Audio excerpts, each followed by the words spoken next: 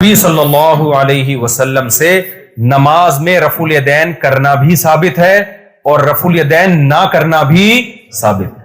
اب اماموں میں مجتہدین میں اختلاف ہوا ہے۔ امام شافعی نے دیکھا کہ رفع الیدین کرنے کی حدیثیں زیادہ ہیں تو انہوں نے فتویٰ دیا کہ کر لینا بہتر ہے، فرض واجب انہوں نے بھی قرار نہیں دیا۔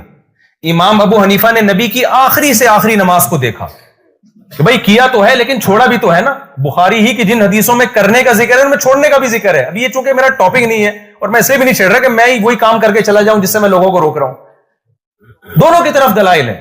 امام بخاری نے جہاں کرنے کا تذکرہ کیا ہے نا وہاں انہی حدیثوں میں اگر آپ غور سے دیکھو گے چھوڑنے کا بھی تذکرہ ہے، اگرچہ امام بخاری نے اس کو ہائی لائٹ نہیں کیا لیکن انہی حدیثوں میں ترک کا بھی ذکر ملتا ہے۔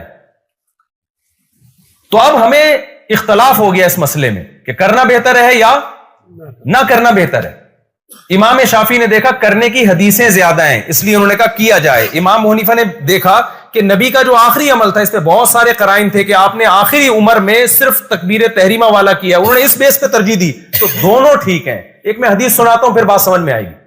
امام ترمذی نے بتایا کہ امام بخاری جب امام ترمذی نے رفع الیدین کرنے والی حدیث ذکر کی نا فرمایا بعض صحابہ کا یہی مذہب ہے، وہ کرتے تھے۔ جب رفع الیدین نہ کرنے کا ذکر کیا تو فرمایا بہت سارے صحابہ کا یہ مذہب ہے۔ تو دونوں طرف ہمیں دلائل ملتے ہیں۔ ابھی میں چونکہ ان دلائل میں نہیں جا رہا، آپ کو الجھا نہیں رہا ہوں میں، تو جو رفع الیدین سے پڑھ رہا ہے وہ بھی ٹھیک ہے میرے بھائی، جو نہیں پڑھ رہا وہ بھی کیا ہے، اس کو پڑھنے دو کم وقت کو بیچارے کو نماز۔ مقدمہ رفع الیدین کا بخاری اور مسلم میں موجود ہے، اس کی تائید میں اگر ہم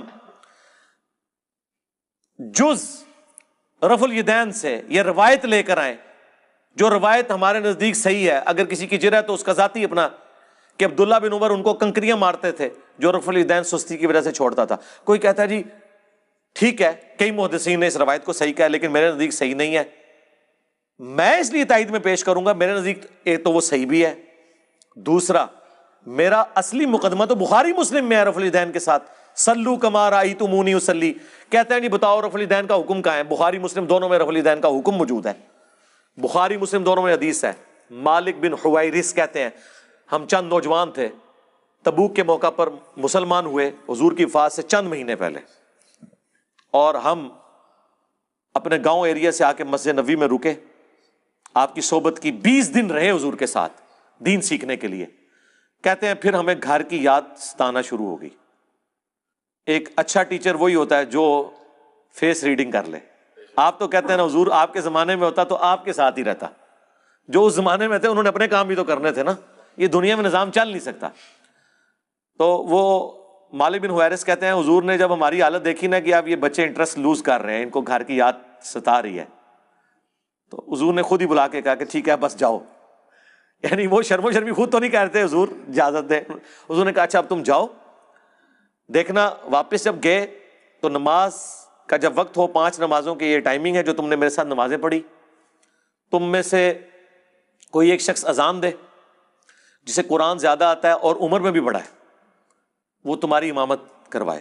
اور ساتھ ہی آپ نے فرمایا صلو کما رأیتمونی اصلی، اور نماز تم نے ویسے پڑھنی ہے جس طرح مجھے نماز پڑھتے ہوئے دیکھا ہے۔ حکم آ گیا نا، نماز ویسے پڑھو جس طرح مجھے دیکھا۔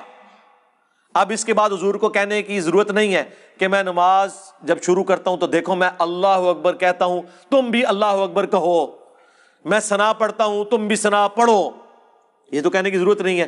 بخاری مسلم دونوں میں حدیث ہے اللہ نے مجھے جوامع کلمات کے ساتھ مبعوث کیا کہ بات مختصر کرتا ہوں اور مفہوم گہرا۔ ایک جملے میں رفع الیدین کا حکم